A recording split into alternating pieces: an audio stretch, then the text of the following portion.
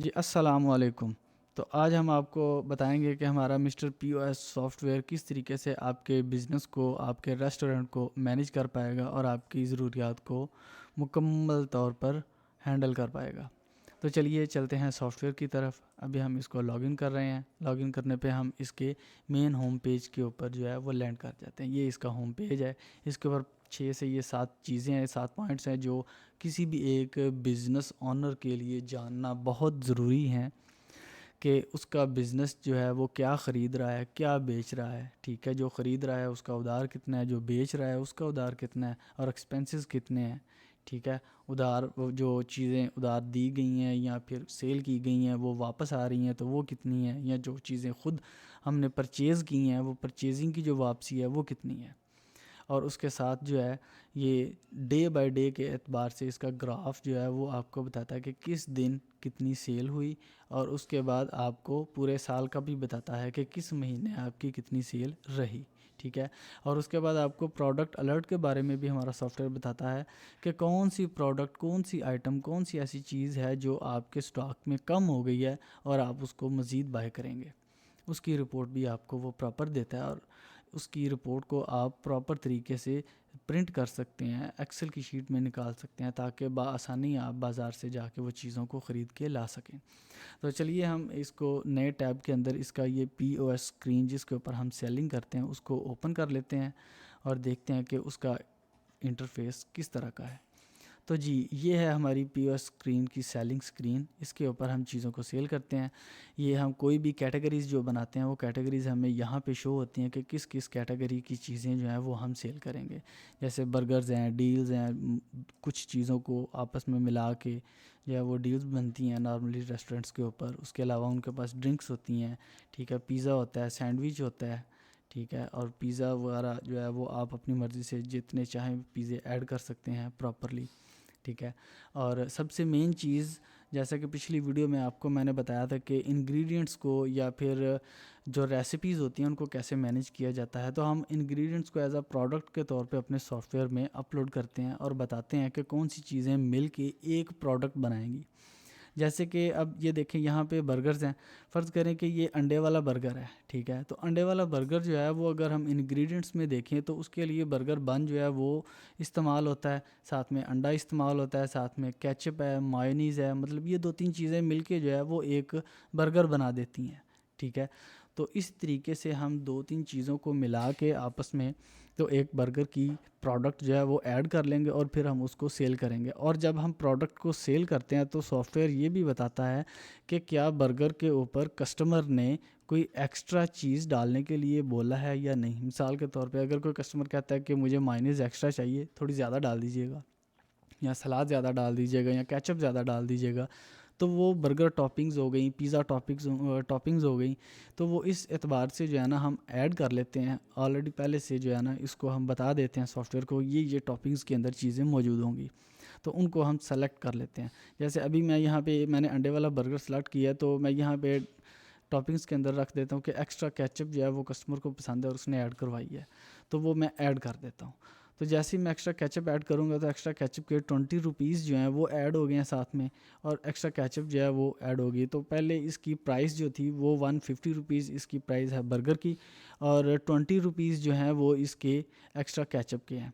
ठीक है, तो उसके बाद यहाँ पे 170 रुपीज़ का जो है वो बिल बन गया हमारा। ठीक है, अब एक और चीज़ है, अगर हम इसको शिपिंग कर रहे हैं, मिसाल के तौर पे हम इसको होम डिलीवरी कर रहे हैं, तो यहाँ से हम सर्विस जो है वो सिलेक्ट कर सकते हैं कि क्या हम कस्टमर को सर्व कर रहे हैं चीज़ को या उसको होम डिलीवर कर रहे हैं। तो जो चीज़ भी करेंगे तो उसके बारे में भी जो है ना हमारे सामने जो है वो आ जाएगा कि किस तरीके से हम इसको सर्विस प्रोवाइड करेंगे अपने कस्टमर को। और अगर सर्विंग है तो सर्विंग के दौरान हम ये देख सकते हैं कि हम किस टेबल के ऊपर जो है वो अपने कस्टमर को सर्व कर रहे हैं। टेबल्स की मैनेजमेंट भी चलती है यहाँ पे। ठीक है, तो अभी मैं आपको थोड़ी देर में ये भी बताता हूँ कि किस तरीके से आप टेबल्स को भी मैनेज कर सकते हैं और चीज़ों की रेसिपीज़ को जो है वो किस तरीके से तैयार कर सकते हैं। अभी हम इसको कैश का एक बिल बनाते हैं ताकि आपको अंदाज़ा हो जाए कि जो बिल जनरेट होगा सॉफ्टवेयर से वो किस तरह का होगा। ये देखिए, ये इस तरीके से सॉफ्टवेयर का बिल जो है वो जनरेट होगा। आपके अपने बिज़नेस का जो एड्रेस है, नाम है, वो यहाँ पे ऊपर आ जाता है। साथ में ऑर्डर का नंबर आ जाता है, इनवाइस का नंबर। अगर कस्टमर ने आपको अपना नाम और फ़ोन नंबर दिया हुआ है, बताया हुआ है, वो ट्रस्ट करता है आप पे, तो कस्टमर का नाम यहाँ पे आ जाएगा और साथ में उसका मोबाइल नंबर इधर आ जाएगा। अदरवाइज़ वॉक इन कस्टमर है तो नॉट एट ऑल, कोई इतना मसला नहीं है। तो साथ ही कस्टमर जो सॉफ्टवेयर है वो आपको बताएगा कि एक अदद बर्गर कस्टमर ने ख़रीदा है और उसके ऊपर बर्गर की टॉपिंग लगी है एक्स्ट्रा केचप के साथ, तो 170 रुपीज़ उसका बिल हो गया। और सबसे बड़ी बात, अगर कस्टमर चाहे कि वो अपने बिल को चेक करना चाहता है ऑनलाइन, तो वो इस क्यूआर कोड को अपने मोबाइल की स्क्रीन के साथ या मोबाइल की किसी भी एप्लीकेशन के थ्रू इसको जब स्कैन करेगा तो वो डायरेक्ट लैंड कर जाएगा इस इनवाइस के ऊपर ऑनलाइन जो पड़ी होगी। ठीक है, तो चलें सर, तो चलिए अब हम चलते हैं कि किस तरीके से हम सॉफ्टवेयर के बैकएंड के अंदर प्रोडक्ट्स की रेसिपी को तैयार करते हैं। ठीक है, तो सबसे पहले हम चले जाते हैं प्रोडक्ट्स के सेक्शन में। यहाँ पे हम लिस्ट ऑफ प्रोडक्ट्स में जाएंगे और जाके देखेंगे कि ऑलरेडी हमारे पास, देखिए, ये सारी प्रोडक्ट्स जो हैं वो पड़ी हुई हैं। ठीक है, और यहाँ पे अगर हम फ़िल्टर है, फ़िल्टर के अंदर हम सेलेक्ट करते हैं, कैटेगरीज़ के अंदर जाके हम देखते हैं कि इंग्रेडिएंट्स, जितने भी इंग्रेडिएंट्स जो हैं वो हमने ऐड किए हैं वो सारे इधर आ जाते हैं। इसमें एक चीज़ ये है कि बहुत दफ़ा ऐसे होता है कि हम कुछ इंग्रेडिएंट्स को जो है ना वो सेल नहीं करते, तो वो हमें पीओएस स्क्रीन के ऊपर यहाँ पे नज़र भी नहीं आने चाहिए। जैसे कि ये इंग्रेडिएंट्स नज़र आ रहे हैं, लेकिन हम चाहते हैं कि हमें इंग्रेडिएंट्स नज़र ना आएँ, जो हमने प्रोडक्ट्स जो हैं वो बनाई हैं सिर्फ वही नज़र आएँ।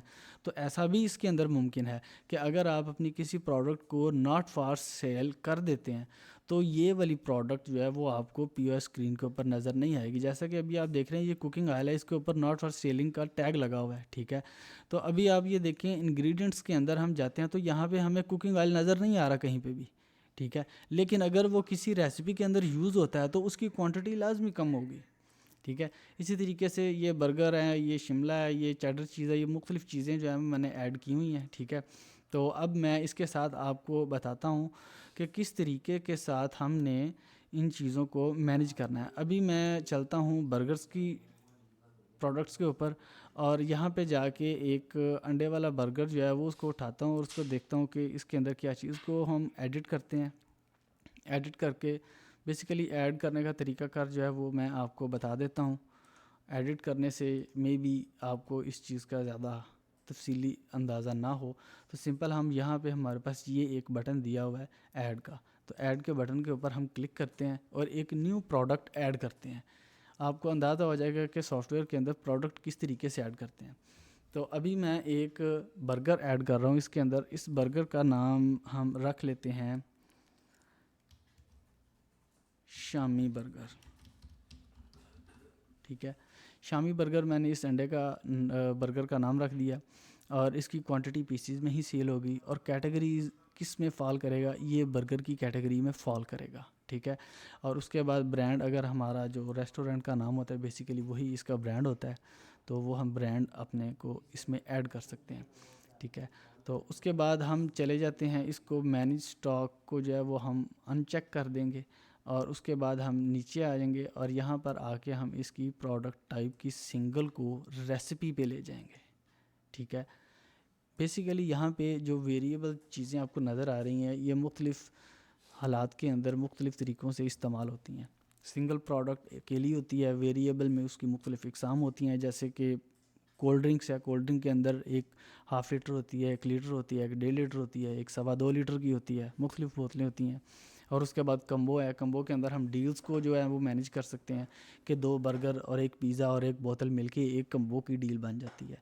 इसी तरीके से हम रेसिपीज़ के अंदर अगर आप आते हैं तो रेसिपीज़ के अंदर जो है हमारा सॉफ्टवेयर हमें बताता है कि बताएं जी कौन कौन सी चीज़ों को मिला के आप इस प्रोडक्ट को बनाएंगे।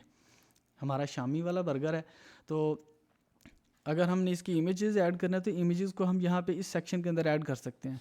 ये ब्राउज़ इमेज करेंगे तो हमारे पास सिस्टम के अंदर कोई भी अगर इमेजेस पड़े हुए हैं तो वो हम इमेजेस लगा सकते हैं। जैसे कि फ़र्ज़ करें ये बर्गर लगा हुआ है, ठीक है, तो मैं थोड़ी सी डिफरेंट सी इसकी इमेज लगाता हूँ ताकि आपको अंदाज़ा हो जाए कि किस तरीके की इमेजेस जो है ना वो यहाँ पे शो होती हैं। मैं इंग्रेडिएंट्स खाली लिख देता हूँ। अब ये वाली इमेज जो है ना ये प्रोडक्ट के ऊपर शो होगी। ये वाली इमेज बेसिकली बर्गर्स के अंदर जाएंगे ना हम यहाँ पर, तो यहाँ पे इन इमेजेस के अंदर ये वाली इमेज जो है हमें शो होगी। ठीक है। तो अब हम नेक्स्ट आ जाते हैं और जाके हम रेसिपी को इसकी तैयार करते हैं। रेसिपी के अंदर हम फ़र्ज़ करें लिखते हैं कि एग भी यूज़ होता है शामी वाले में, ठीक है। और उसके बाद चिकन, ये चिकन हमने ऐड कर लिया। चिकन का पीस तो नहीं हमने ऐड करना है, लेकिन हमने बेसिकली रॉ चिकन ऐड करना है। तो ये देखें, ये एंड पे हमारे पास रॉ चिकन पड़ा हुआ है। हम चिकन का नाम लिखते हैं तो वो बेसिकली चिकन के नाम से जितनी भी प्रोडक्ट्स होती हैं वो सामने आ जाती हैं। तो हमने रॉ चिकन को सेलेक्ट कर लेना है। और उसके बाद हम कर लेते हैं केचप को भी ऐड कर लेते हैं, ज़ाहिरी बात है वो भी हमारी रेसिपी का एक हिस्सा है। और उसके बाद हम मायोनीज़ को भी ऐड कर लेते हैं, वो भी एक हिस्सा है हमारी प्रोडक्ट का। और मेरे ख्याल से इतनी चीज़ें काफ़ी हैं फ़िलहाल। बर्गर बन तो रह गया हमारा पीछे, तो ये देखें बर्गर बन आ गया, बर्गर बन, ये हमने, ये देखें ये बर्गर बन ऐड कर लिया। अब हम इसको बताएंगे कि कौन सी चीज़ कितनी क्वांटिटी में इस्तेमाल होगी तो एक बर्गर बनेगा। अंडा एक ही इस्तेमाल होगा।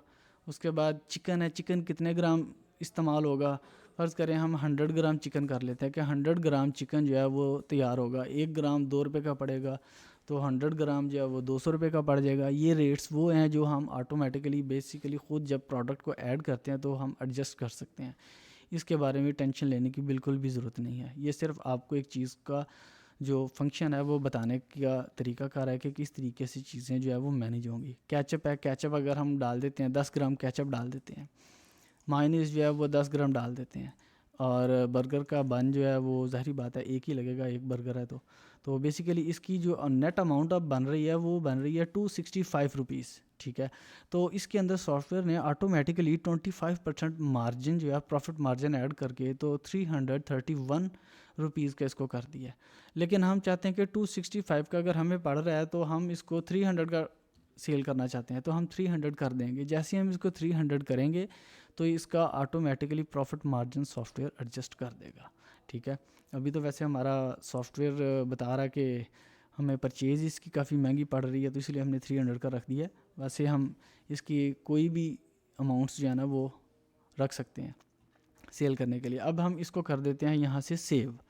जैसे हम सेव करेंगे तो ये देखें हमारी products added successfully, product added successfully. अब हम चलते हैं अपनी पीओएस स्क्रीन के ऊपर, इसको ज़रा हम रीलोड कर लें ताकि जो प्रोडक्ट हमने न्यूली ऐड की है वो इसके अंदर हमें शो हो जाए। अब ये देखें ये हमारे बर्गर्स थे, ठीक है। और बर्गर्स के अंदर हमने प्रोडक्ट एक न्यू ऐड की थी। ज़रा मुझे बताएं क्या नाम था, उसके ऊपर हमने इमेज कौन सी लगाई थी, आपके सामने लगाई थी, इंग्रेडिएंट्स की इमेज थी। ये देखें ये इंग्रेडिएंट की इमेज, ये प्रोडक्ट हमें शो हो गई। अब इस शामी बर्गर को जैसे मैं सेलेक्ट करूँगा तो ये शामी बर्गर यहाँ पे आ जाएगा। अभी फ़िलहाल इस शामी बर्गर के लिए मैंने इसको ऐड नहीं किया कि इसके ऊपर कोई टॉपिंग्स वगैरह हैं। अगर मैं इसको ऐड कर देता हूँ टॉपिंग्स के अंदर तो फिर इसके ऊपर हमें टॉपिंग्स का भी जो है वो ऑप्शन दिखाएगा सॉफ्टवेयर। जैसे कि अभी मैं ये स्टूडेंट बर्गर को ऐड करता हूँ तो इसके ऊपर भी इसने दिखाया, ये एग बर्गर है, एग बर्गर को करके देखता हूँ तो ये देखिए इसके ऊपर उन्होंने दिखा दिया है, हमने इसको टॉपिंग्स के अंदर ऐड किया हुआ है, ठीक है। तो अभी हम ये वाली 2 प्रोडक्ट्स को ख़त्म कर देते हैं, स्टूडेंट बर्गर और शामी बर्गर को। अब शामी बर्गर जो है वो हमारे पास आ गया है, ठीक है। अभी हम ये देखना चाहते हैं कि क्या हम शामी बर्गर को जब सेल करेंगे तो इसके अंदर जो हमने एग और बन और केचप और मायोनीज़ और चिकन वगैरह ये जो चीज़ें हमने ऐड की थी क्या ये कम भी होती हैं कि नहीं। तो चलें इस चीज़ को भी देख लेते हैं। हम यहाँ पे प्रोडक्ट लिस्ट में आ गए, यहाँ पे ये हमने सारी चीज़ें हमारे पास पड़ी हुई हैं प्रोडक्ट लिस्ट में। यहाँ से हम कैटेगरीज़ को सिलेक्ट करते हैं और चलते हैं अपने इंग्रेडिएंट्स पे। ये देखें अभी हम इस चीज़ को जो है वो एग्जांपल के तौर पे ले लेते हैं। किसी एक रेसिपी की आइटम को जो है ना वो हम देख लेते हैं कि उसकी क्वांटिटी क्या है इस वक्त, वो आप लोगों ने याद रखनी है ताकि बाद में जब मैं इसको सेल डालूं तो सेल के बाद आपको अंदाज़ा हो कि क्या वाकई इसकी क्वांटिटी रेसिपीज़ की कम हो रही है या नहीं। देखें बर्गर बन जो है वो हमारे पास जो है वो करंट स्टॉक के अंदर 94 पड़े हुए हैं। ये 94 हमारे पास बर्गर बन पड़े हुए हैं और एग हमारे पास कितने पड़े हुए हैं 55 पीसेस। अब देखा जाए तो अगर मैं शामी बर्गर सेल करता हूँ तो ये 95 की 4 की बजाय 93 हो जाने चाहिए और एग जो है 55 की बजाय 54 हो जाने चाहिए। तो चलिए इसको सेल करके देखते हैं। ये शामी बर्गर ऑलरेडी मैंने सेलेक्ट किया हुआ है, इसको मैं करता हूँ यहाँ से सेल। ये देखें अभी मैंने इसको सेल कर दिया और इसको फाइनलाइज कर दिया प्रिंट। अब यहाँ पे चलता हूँ, अब मैं इसको करता हूँ रीलोड। रीलोड करके आपको याद तो होगा ना कि कौन सी प्रोडक्ट की जो आइटम की क्वांटिटी थी वो कितनी थी। तो ये देखिए अभी चलते हैं और इंग्रेडिएंट्स में जाके देखते हैं क्या क्वांटिटी कम हुई। ये देखें जी, ये बर्गर था 94 पीसीज हमें बता रहा था सॉफ्टवेयर, लेकिन जब हमने सेल किया तो उसका एक पीस यहाँ से कम हो गया। और इधर से एग थे, एग भी 55 शो करवा रहा था और वो हमारे पास अब रह गए 54। तो इस तरीके से हमारा सॉफ्टवेयर जो है मिस्टर POS सॉफ्टवेयर आपके रेस्टोरेंट के ऊपर मौजूद हर तरह की प्रोडक्ट की रेसिपीज़ को मैनेज करेगा, चाहे वो पिज़्ज़े की हो, चाहे वो सैंडविच की हो, चाहे वो कोई साइड ऑर्डर्स हैं जस्ट लाइक जैसे ये आपका पास्ता हो गया या कोई पिज़्ज़ा बर्गर हो गया, या अगर देखें यहाँ पे फ्राइज़ है, फ्राइज़ के अंदर भी तो ज़ाहिर बात है आलू लगते हैं, ठीक है। तो आलू की प्रोडक्ट जो है वो भी ऐड है इसके अंदर, ठीक है। ये देखें तो इसी तरीके से जो भी चीज़ हम सेल करेंगे तो उसकी क्वांटिटी की जो होगी इंग्रेडिएंट्स की वो कम होती जाएगी साथ साथ। अब हम इसको देख लेते हैं, हमने रेसिपी को मैनेज करना तो सीख लिया, अब हम देखते हैं कि हमने अपने टेबल्स को भी मैनेज करना है। टेबल्स कैसे मैनेज करेंगे, तो हम जाएंगे बिज़नेस की सेटिंग्स में, यहाँ पे सेटिंग्स आ जाएगा। तो यहाँ पे सॉफ्टवेयर हमें एक ऑप्शन देगा टेबल्स की। तो टेबल्स के ऊपर अगर हम क्लिक करते हैं तो हम यहाँ पर आ जाते हैं टेबल्स के ऊपर। यहाँ पे हमने फ़र्ज़ी टेबल एक बनाए हुए हैं, ठीक है। तो हम सिंपल यहाँ पे जो है ना अपना टेबल ऐड कर सकते हैं। अभी देखें एक छोटा सा ब्रेक लेके मैं आपको यहाँ पे ये दिखा दूँ कि हमारी पॉइंट ऑफ सेल स्क्रीन के ऊपर यहाँ पे टेबल्स का ऑप्शन सेलेक्ट जो है ना वो नज़र आ रहा है, और यहाँ पे हमें सिर्फ़ और सिर्फ 3 टेबल नज़र आ रहे हैं, ठीक है, 1 2 और ये 3, ठीक है। और यहाँ पे देखते हैं हम, तो यहाँ पे भी हमें 3 ही टेबल नज़र आ रहे हैं क्योंकि हमने ऐड ही 3 किए हैं। अभी हम चौथा टेबल ऐड करते हैं और देखते हैं क्या ये वहाँ पे हमें शो होगा।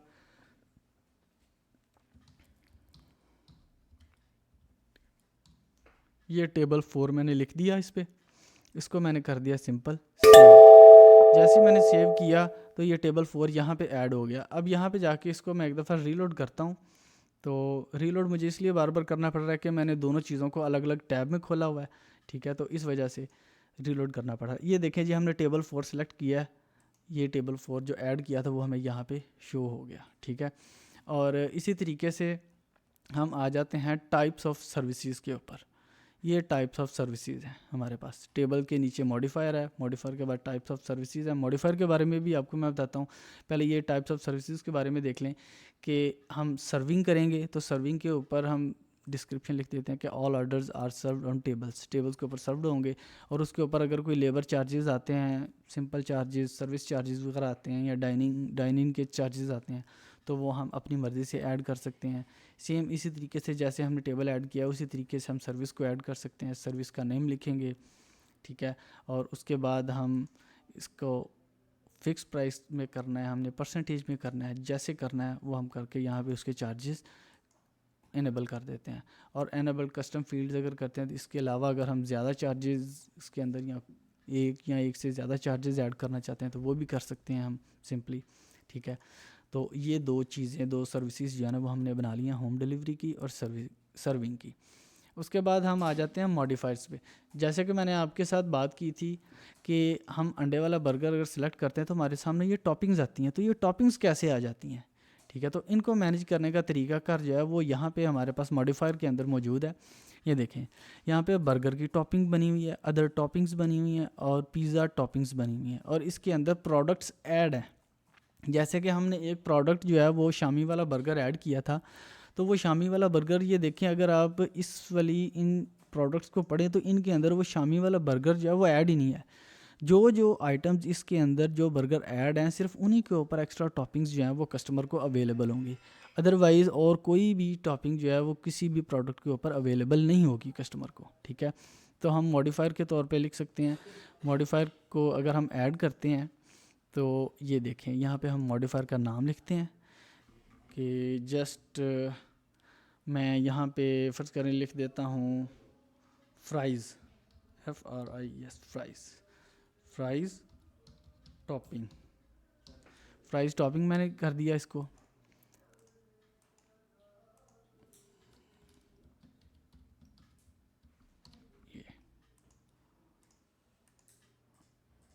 टॉपिंग, ठीक हो गया, अब स्पेलिंग ठीक हो गया, खैर। अच्छा, और हमने अब नीचे से इसके मॉडिफायर सेलेक्ट करने हैं। एक अगर हम करते हैं किसी भी फ्राइज़ को कस्टमर को सर्व, तो कस्टमर कौन कौन सी चीज़ों को जो है ना उसके ऊपर एक्स्ट्रा टॉपिंग के तौर पे यूज़ करवा सकता है। जैसे लाइक कस्टमर अगर कहता है कि मुझे इसके साथ केचप चाहिए ज़्यादा, ठीक है, तो हम केचप जो है वो लिख लेते हैं साथ में, और केचप की प्राइस ऐड कर देते हैं 10 रुपीज़। उसके बाद हम यहाँ प्लस के बटन पे ऐड करेंगे और साथ में हम एक लिख देते हैं मायोनीज़।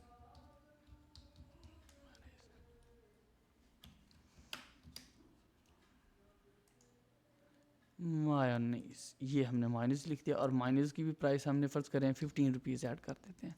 अब हम एक और ऐड करते हैं, और यहाँ पे हम लिख लेते हैं, अगर हमने कोई दूसरी तीसरी सॉस वगैरह, जैसे फ़र्ज़ करें अभी हमारे पास प्रोडक्ट्स के अंदर पिज़्ज़ा सॉस ही पड़ी हुई है, कोई और ग्रीन सॉस वगैरह या चिली सॉस वगैरह तो नहीं है, तो वो चीज़ तो हम फ़िलहाल यहाँ पे ऐड नहीं कर सकते, क्योंकि वो ऐड करेंगे तो फिर सॉफ्टवेयर बोलेगा कि पहले उसकी प्रोडक्ट ऐड करो, फिर उसके बाद उसका मॉडिफायर बनाओ, ठीक है।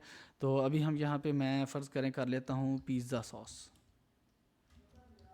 पिज़्ज़ा सॉस,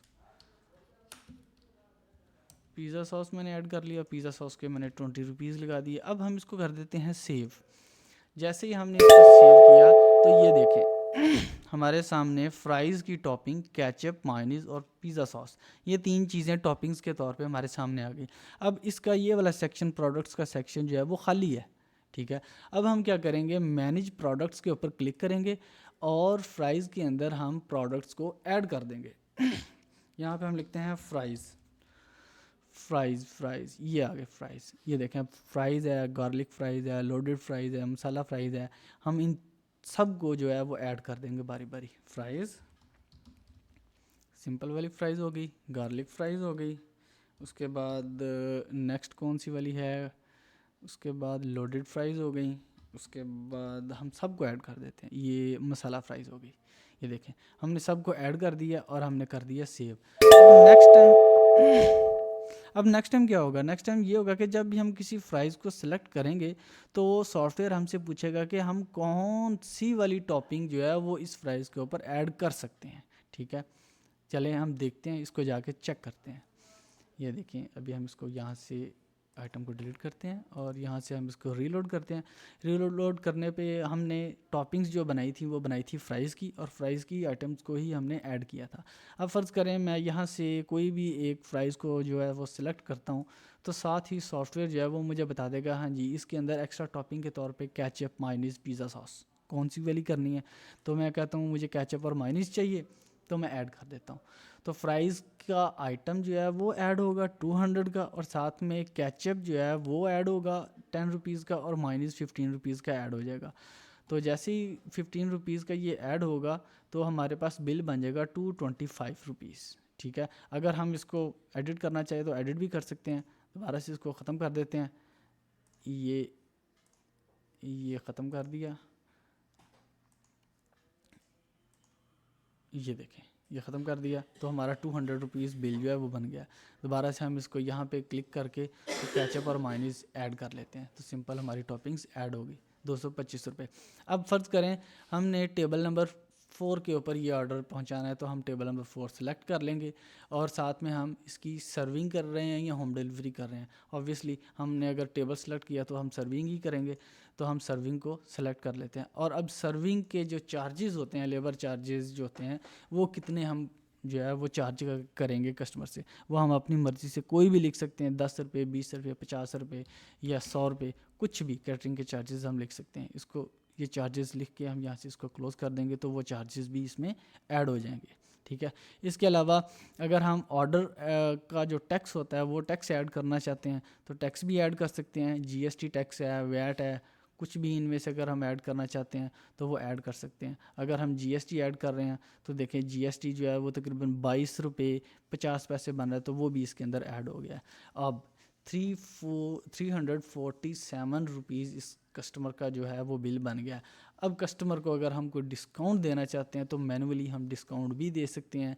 हम फिक्स प्राइस के ऊपर जो है ना हम इसको डिस्काउंट दे देते हैं, ऊपर के हम कुछ पैसे जो है ना वो उड़ा देते हैं। जस्ट लाइक जैसे 7.50 पैसे जो है वो हम उड़ा देते हैं, तो 7.50 का डिस्काउंट देते हैं, तो हमारे पास 340 रुपये का बिल बन जाएगा। अब हम इसको करते हैं कैश। कैश करने पे हमारे पास जो बिल सामने आएगा, जो कस्टमर देखेगा उसको क्या क्या चीज़ें बिल पे नज़र आएंगी। ये देखिए, कस्टमर वॉक इन कस्टमर था, फ्राइज़ उसने लिया 200 का फ्राइज़ था, और उसके बाद फ्राइज़ की टॉपिंग के अंदर केचप था, 10 रुपये का केचप आ गया, 15 रुपये का मायोनीज़ आ गया। उसके बाद लेबर चार्जेस उसके 100 रुपीज़ जो हैं थे वो ऐड हो गए। ठीक है, ये लेबर को हम सिंपल सर्विस चार्जेस भी लिख सकते हैं, कर सकते हैं। ये सारी चीज़ें जो है ना एडिटेबल हैं, हो जाती हैं ये क्लियर। उसके अलावा इसका जीएसटी टैक्स था वो इसका ऐड कर दिया। फिर उसके बाद जो माइनस हमने किया, देखें ऐड हुआ है टैक्स और माइनस हुआ है डिस्काउंट, 7.50 रुपीज़ जो है वो इसका डिस्काउंट ऐड हो गया। तो टोटल इसकी अमाउंट 340 रुपीज़ होगी। तो ये इसका बिल तैयार हो गया। हम इसको इसका प्रिंट निकाल के दे देंगे। ठीक है, तो उम्मीद करता हूँ आपको आज की इस वीडियो में अंदाज़ा हो गया होगा कि किस तरीके के साथ हम अपने सॉफ्टवेयर के अंदर प्रोडक्ट की रेसिपी को कैसे मैनेज करते हैं, प्रोडक्ट्स के लिए टेबल को कैसे मैनेज करते हैं, और उसके जो हमारे पास टॉपिंग्स होती हैं, इंग्रेडिएंट्स होते हैं, उनको किस तरीके से मैनेज करते हैं। मज़ीद अगर किसी किस्म का कोई क्वेश्चन आपका रह गया है तो आप व्हाट्सएप के ऊपर हमें रिप्लाई कर सकते हैं, हमसे क्वेश्चन पूछ सकते हैं। इंशाल्लाह हम आपको आपके सवालात के जवाबात ज़रूर देंगे।